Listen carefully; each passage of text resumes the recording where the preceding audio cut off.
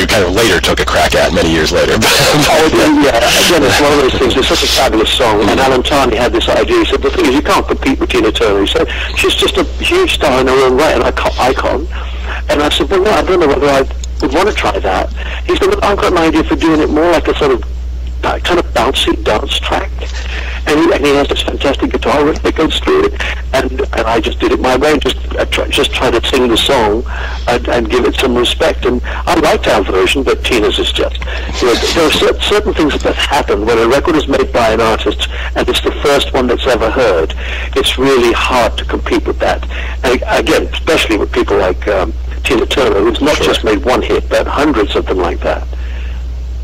We're talking with Sir Cliff Richard here on Wired for Sound Radio. Is there any song that stands out in your mind from your catalog that maybe wasn't a hit or was just an album track that you consider a favorite? Yeah, the song that's become very popular was the song that surprised me was called Miss Unites. It took us 3 months in Britain to break it into the top 30, and the highest position it reached was 15. I thought this was going to be my I Honestly Love You, when Olivia had that beautiful ballad. And when I heard Miss Unites, I thought, oh my God, this is just as fantastic as that song. And it's become now, wherever I go, even in Australia, I have great fun in telling them. I really enjoy telling them, because they always, if I don't sing Miss Unites, I get letters of abuse. And when I went to Australia the last time, I did, in my introduction, I said, I'm going to sing Miss Unites. And they all cheered like mad. And I said, well, do you know what? It took us such a long time to get it in your charts, and the highest position it reached was 101. I said, where were you all when I recorded it down and released it? But anyway, it doesn't really matter. But that was a disappointment that it wasn't a bigger hit everywhere else. But now it's become, of all the records requested that I should sing on stage, it's one of the top 5 records too. And for a long period of time, it was the #1 requested song that I should sing on every tour that I've done for the last, since I recorded in '76. Wow. So and now I love it so much. I like to sing it. I've done it in some different ways. The last time I was on tour on my own, I did the Shadows tour a couple of years back. But before that, I celebrated my 50th anniversary and went on a tour. And I sang it in memory of people, friends of mine who have passed on and died and moved on. And they weren't just singers, but a TV personality I knew, some of the singers I knew as well from the past. And I sang Miss Unites a cappella. And I didn't dare look back though, because Jeff, what they had done was while I was singing, they projected songs of photographs of the people behind me. And I didn't dare look back because it was really too moving. I didn't realize how many people and how lucky we are when we get to be at the age that I am, that we haven't gone on ourselves to this next world. So, but it's such a beautiful song. It really defies destruction. Anybody could sing it. It's not just, maybe someone else is thinking what I think of these songs, that maybe someone else will be thinking, oh, this is the iconic version by Cliff. But I've heard, I think Westlife did a version of it, and that was very nice too. I mean, I enjoyed their version of it. So when you get a really good song, we don't talk anymore. I'm really shocked to this day that no one else has done it, as far as I know. No, we don't have any other version of that on our station. We do have some, like Art Garfunkel's version of Miss Unites that we play on our station and things like that. But no, you're right. We don't talk anymore. There's no other version. I know, it's really weird. Yeah. And that's funny. I've never heard Art Garfunkel's, but I bet you that's good. I've always loved his voice. He was the voice of Simon and Garfunkel originally, although Paul sings pretty well himself on those early records that he did. One of the other things that's interesting about your concert set list, speaking of Miss Unites being a favorite in concert, is that for many of your recent tours, it seems like you've pulled some, 1 or 2 songs out of your catalog that are relatively obscure, or things that you haven't done in many years. Do you like revisiting some of those more obscure songs? I do, yes, because again, some people, I'm getting more and more comments coming through the airwaves and via Facebook pages and things like that. And my website, that people are interested in hearing obscure tracks. The trouble is, by the time I put down all the titles, there's about 40 of them, and of course I can only do about maximum 30 songs in a night, and that takes me 2 hours 20 minutes. And can you imagine what they would say if I did album tracks and didn't do the hits? So somehow or another, I've got to find a compromise. And I'm going to have to find a compromise and say, okay, I can do, maybe 3/4 of the show will be everything that you know, and 25% will be stuff that you may remember or may not know, but may like to hear. So I don't know. It's always a difficulty going on the road as to what you should do and what you should leave out, because no matter what I do, I have always left out somebody's favorite song. It's always happened. And sometimes if they ask for a photograph, I write on the photographs, I'm really sorry, but if you'd seen me last year, I did that one last year. And next year I may be doing your favorite again. So it is a difficult area, and I hope the fans understand that it's not easy when you've had a big number of successful records. Which ones do you do? Everybody likes a different song. Let me ask you about two of your more recent albums, because songs from those albums, kind of took up at least a high percentage of your two most recent tours. But both of those latest albums featured you doing different styles of music, which were a little different for you. The old school soul music on Solicious, and then the pop standards with the big band. So it's been a year since Solicious was out, and it's been 2 years since Bold as Brass. Looking back with that distance, how do you feel about those efforts? And are you satisfied with them?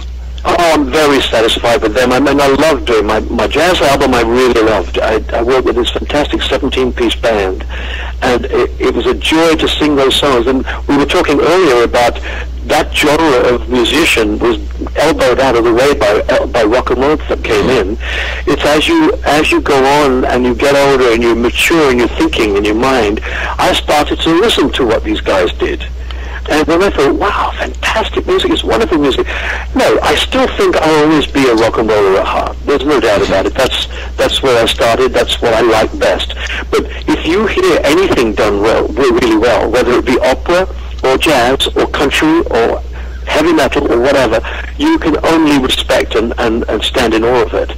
And so to be able to sing those songs, which I found I'd heard, I didn't know all the lyrics, but every single song on that album, I already knew most of it, the melodies. It was no problem learning the melodies at all. It was just a problem learning the lyrics to sing them live later. Because I didn't realize that way back in the subconscious, there was the sound of Ella Fitzgerald singing while my mum and dad had the radio on, and Frank Sinatra and Bing Crosby, and all those jazz, Peggy Lee and people like that. And so it was really a treat for me, and I was surprised, that album didn't do well. It didn't do too badly. It was a gold album in Britain, whereas the Solicious one didn't do as well. And this is another thing, Jeff. Sometimes my fans confuse me. This time they really confused me. I got comments saying, we enjoyed the Bold as Brass show. We don't think it's the best one you've done. And they took the album to gold. And when the Solicious tour came on, and remember with Solicious, maybe those listening don't know what the album's about, but I sang with people like Percy Sledge, the New Temptations, the Stylistics, Freda Payne, Candy Staton, and you worked with Holloway, Motown legends, Lamont Dozier and Ashford and Simpson. Ashford and Simpson, Lamont Dozier. He produced the whole thing. It was just phenomenal. Roberta Flack, Peter Bryson, and I sat there in the studio thinking, I cannot believe that I'm sitting next to Percy Sledge and teaching in the middle eight of I'm Your Puppet. Right. He knew the song, but he said, I can't remember how that middle bit goes. And I'm thinking, I'm sitting here teaching him the melody of in the middle of the song. I couldn't believe my good fortune. And of course, when we did the show, Percy came, Freda Payne was there, we had Lamont was there too. I couldn't get everybody, of course, because they were all busy people. But we did songs from the Solicious album, and the crowd, the comments I got was, this is it, 100% the best show you've ever done. Wow. It's sold 1/3 of what Bold as Brass sold. Yeah. We didn't make it past 35,000 or something like that. Well, at this stage of your career, then, when you had a project that's artistically successful, like Solicious was, and which I think Bold as Brass was as well, how much does it matter to you if it doesn't set the world on fire commercially? Well, I mean, it always matters because you feel you've done something that's special. All of us feel that. Anybody that's made an album thinks this is it. This is the best I can do at this moment in time. But I've grown up quite a lot and realized that we can't control anything anymore. There was a time when you could actually plan to have a hit, or you couldn't plan to have a number one. That's just that's not in our era. You can't plan to have a number one. You can plan to give as much time as you can and get a song into the charts somewhere. And even that can't happen anymore. Radio's changed drastically. Many of us of a certain age are not played at all on the mainstream radio stations in England. And I always think back when the Shadows and I first started, our records were played in between Teresa Brewer and Frank Sinatra and Bing Crosby and Ella Fitzgerald.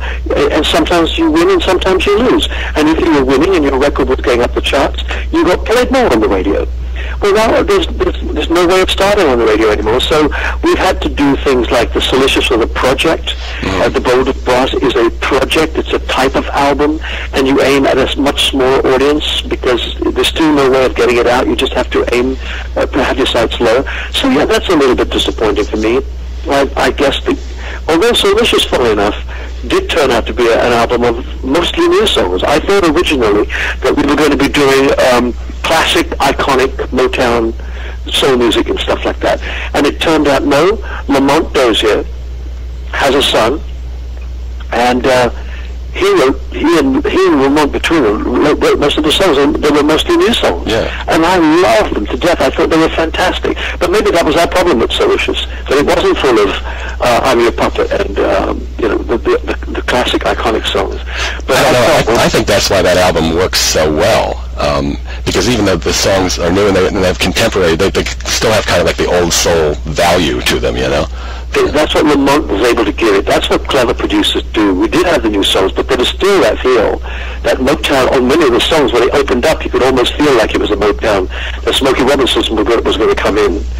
And maybe people were disappointed he didn't. I was the lucky one doing it. And again, look at my favorite song on Silicious. It's the one I sang with Roberta Flack. When I heard that song, I thought, oh, this is so heartfelt. And she came in. It was so funny, though. I can tell you a funny story with her. We talked on the phone, and then she picked a date that she was going to come there. I had already done my vocals on it, and of course I thought I'd be there and help out and make suggestions and stuff. But I got a call from Valerie Simpson saying, look, she's really nervous because she doesn't really know the song very well, so she's going to learn it and do it as we go along, and she'd rather you weren't there.